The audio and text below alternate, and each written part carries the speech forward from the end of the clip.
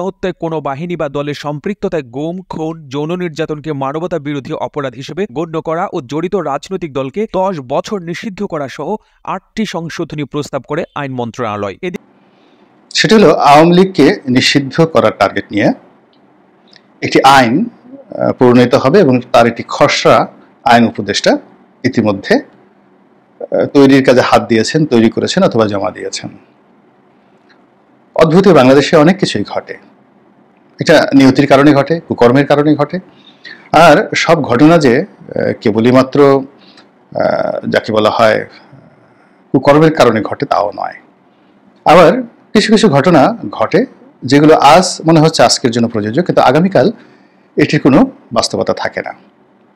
এখন এই যে আওয়ামী লীগ গত 15 বছরে এই দলের যারা নেতৃত্বে ছিলেন সত্যিকার অর্থে শেখ হাসিনা এবং তার যারা সাঙ্গপাঙ্গ, এবং সেই সাঙ্গপাঙ্গের একটা বিরাট গ্রুপ রাজনীতি করেছেন, অপর গ্রুপটি লুটপাট করেছেন, তারপর আরেকটি গ্রুপ চাঁদাবাজি করেছেন, আরেকটি গ্রুপ সন্ত্রাস করেছেন, আরেকটি গ্রুপ মানুষ মেরেছেন। অর্থাৎ এই বাংলাদেশের মানুষের জীবনে যতটা সম্ভব জাহান্নামের আগুন জ্বালিয়ে দেওয়া সম্ভব সেটি আওয়ামী লীগ শুরু করেছিল 12-13 সনে, কিন্তু এটা 2015 সন থেকে একেবারে তাদের ক্ষমতা হারানোর শেষ দিন পর্যন্ত তারা এই মানুষের জীবনকে একটা তেলাফুকার জীবনও মনে করেনি। তাদের যারা প্রতিপক্ষ তাদের জীবনের সর্বনাশ করার জন্য তারা করেনি এহেন কুকর্ম নেই। আমি আমার নিজের একটি অভিজ্ঞতার কথা বলি। আমি 2014 থেকে 18 পর্যন্ত মূলত আওয়ামী লীগের নাম করে আওয়ামী লীগে ছিলাম, কিন্তু আওয়ামী লীগের কোনো সবার সময়তে সেমিনারে যায়নি।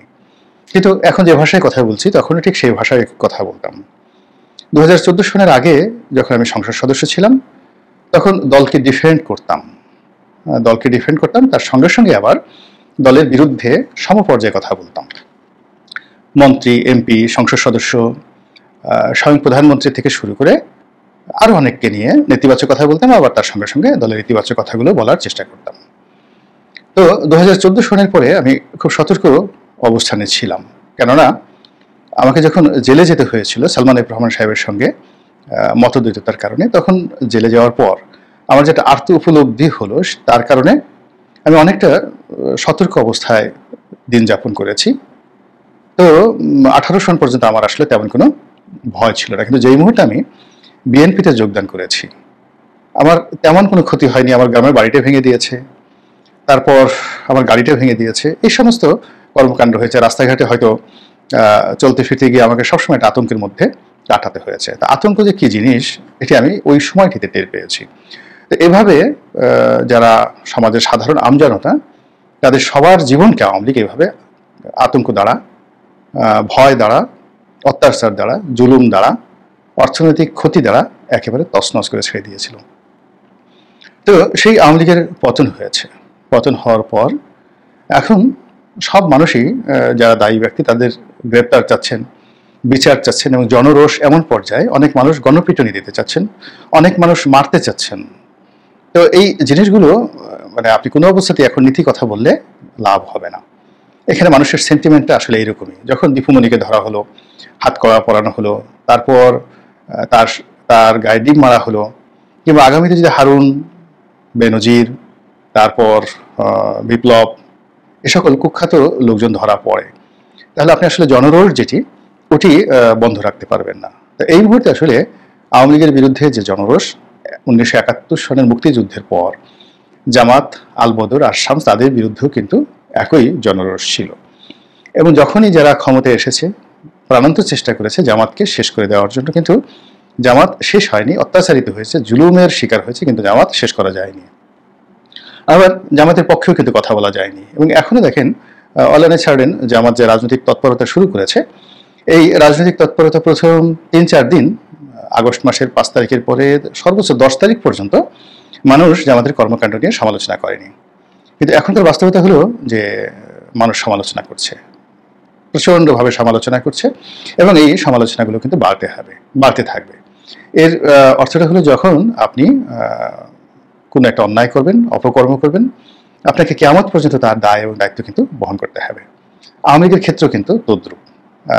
কিয়ামত পর্যন্ত সেই ৭৪-এর দুর্ভিক্ষ, তারপর স্পেশাল পাওয়ার্স অ্যাক্ট, বাকশাল গঠন, এই জিনিসগুলো তাদেরকে তাড়া করবে। আবার এই সময়টিতে বিনা ভোট, রাতের ভোট, ডামি ভোট এবং সর্বোপরি গণ অভ্যুত্থানে তাদের পতন এবং শেখ হাসিনার পালিয়ে যাওয়া, এই চ্যাপ্টারটি কোনো দিন আওয়ামী লীগ আর উইন করতে পারবে না। তো কাজে আওয়ামী লীগকে যদি আগামী দিনগুলোতে বেঁচে থাকতে হয়, রক্ষা পেতে হয়, তাহলে যে চ্যাপ্টারগুলোতে তাদের ভুল হয়েছে সেই চ্যাপ্টারগুলো থেকে বের হয়ে আসতে হবে, সেই চ্যাপ্টারগুলোর ব্যাপারে ছড়িয়ে বলতে হবে, লোকজনকে আশ্বস্ত করতে হবে, এছাড়া কোনো উপায় নাই। এখন যেটি বলছিলাম সেটি হলো আইন করে একটা মানে যাকে বলা হয় পরোক্ষ আইন করে আওয়ামী লীগের রাজনীতি থেকে আগামী 10 বছরের জন্য পিছিয়ে রাখার বা 10 বছর আওয়ামী লীগ রাজনীতি করতে পারবে না, এরকম একটা আইন পাশ হবে বলে গুজব ছড়িয়ে পড়েছে বা চেষ্টা চালানো হচ্ছে। এখন এই আইন যদি হয় তাহলে আপাত দৃষ্টিতে মনে হবে যে আওয়ামী লীগ হয়তো আগামী 10 বছর রাজনীতি করতে পারবে না। এখানে বলা হচ্ছে যে সকল রাজনৈতিক দল গণহত্যার সাথে জড়িত, আমি আবার বলছি যে সকল রাজনৈতিক দল গণহত্যার সাথে জড়িত, তারা 10 বছরের জন্য রাজনীতি করতে পারবে না। ফলে এই আইনটি একেবারে অস্পষ্ট হয়ে পড়বে, এই আইনটি চ্যালেঞ্জের মুখোমুখি পড়বে এবং এই আইন টিকবে না। আর এই আইন যদি বাস্তবায়ন করতে হয় তাহলে লাঠি দিয়ে, ডান্ডা দিয়ে বাস্তবায়ন করতে হবে, যেভাবে জামাতকে নিষিদ্ধ করে, দুইবার নিষিদ্ধ করে আওয়ামী লীগ 2 জামানাতে চেষ্টা করেছে লাঠির পিটা করে জামাতকে মানে যাকে বলা হয় স্ক্রিন আউট করার জন্য, কিন্তু সেটি আওয়ামী লীগের জন্য বুমেরাং হয়েছে আর জামাতের জন্য সেটি আশীর্বাদ হয়েছে। একইভাবে যদি বর্তমানে করা হয় আওয়ামী লীগের বিরুদ্ধে, এটি আওয়ামী লীগের জন্য আশীর্বাদ হবে। এবং আপনারা জানেন যে কোনো রাজনৈতিক দল, জনপ্রিয় রাজনৈতিক দল, যখন তাদের উপর অত্যাচার করা হয় তখন কি হয়, তারা যে অন্যায়গুলো করেছে, মানে অপকর্মগুলো করেছে, ওইগুলো নিয়ে মানুষের চিন্তা করতে চায় না। এখন কি হচ্ছে, ধরুন বিএনপি সম্পর্কে অনেক অভিযোগ ছিল, পাহাড় সম অভিযোগ ছিল, কিন্তু বিএনপির প্রতি এমন নির্যাতন করা হয়েছে এখন ওইগুলো নিয়ে মানুষের ভাবছে না। এমনকি এই যে রাজাকার রাজাকার, তুমি কে আমি কে, রাজাকার রাজাকার, এই স্লোগানটি সার্বজনীনতা পেয়ে গেল, এর কারণ হলো আওয়ামী লীগের অত্যাচারের কারণে। অথচ রাজাকার শব্দটি বাংলাদেশে খুবই ঘৃণিত, ইটস এ ট্রেইটার, বিশ্বাসঘাতক, মোনাফেক, বেঈমান, অনেকগুলো শব্দ একত্রে করলে এই রাজাকারটি হয়। তো যাই হোক, এখন আওয়ামী লীগকে যদি 10 বছরের জন্য নিষিদ্ধ করা হয়, এর অর্থ যে এই 10 বছর আওয়ামী লীগবিহীন একটি শাসন ব্যবস্থা চালানোর জন্য যারা এখন চেষ্টা চালাচ্ছেন তারা বগল বাজাবেন, কিন্তু আলটিমেটলি এটি 10 মাসও তারা টিকতে পারবেন না, বরং এই 10 মাসে আওয়ামী লীগ নিষিদ্ধ করলে আরো বেশি তারা ক্ষমতাধর হয়ে পড়বে। যে কাজটি জিয়াউর রহমান সাহেব করেছিলেন সেটি হলো তিনি আওয়ামী লীগকে রিভাইভ করেছিলেন, যে আওয়ামী লীগ স্বয়ং তারা যে যাকে বলা হয় নিষিদ্ধ করেছিল, সেই আওয়ামী লীগকে জিয়াউর রহমান সাহেব রিভাইভ করেছিলেন।